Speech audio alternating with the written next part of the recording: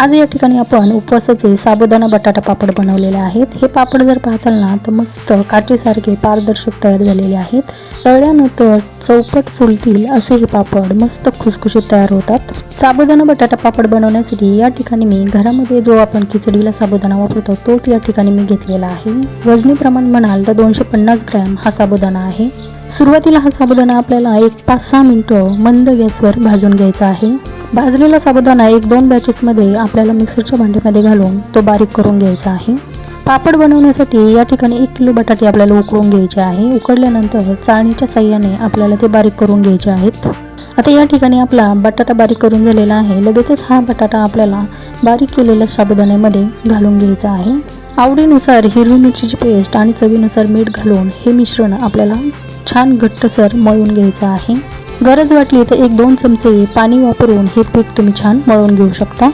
आता या पिठाचे जरी पापड लाटले ना तर ते फुगणार नाही, त्यासाठी चाळणीमध्ये कॉटनचं कापड घालायचं आणि या पिठाचे छोटे छोटे गोळे करून हे पीठ आपल्याला 10-15 मिनिटं मंद गॅसवर वाफवून घ्यायचं आहे। वाफवून घेतलेलं पीठ लगेचच आपल्याला एका कॅरी बॅगमध्ये भरायचं आणि हे पीठ आपल्याला लाटण्याच्या साहाय्याने किंवा मॅशरच्या साहाय्याने छान मळून घ्यायचं आहे।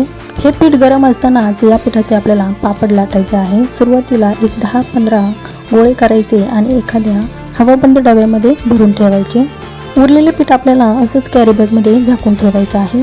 आता या ठिकाणी आपल्याला पापड लाटण्यासाठी प्लास्टिकच्या शीटचा वापर करायचा आहे। सुरुवातीला पहिला पापड हा डिशच्या साहाय्याने आपल्याला प्रेस करून पापड बनवायचा आहे। दुसरी पद्धत म्हणजे हा पापड आपल्याला लाटण्याच्या साहाय्याने लाटून घ्यायचा आहे। लाटल्यामुळे पापड अगदी मस्त कागदासारखे पातळ तयार होतात। आता या ठिकाणी मी 4-5 पापड लाटून घेतलेले आहे।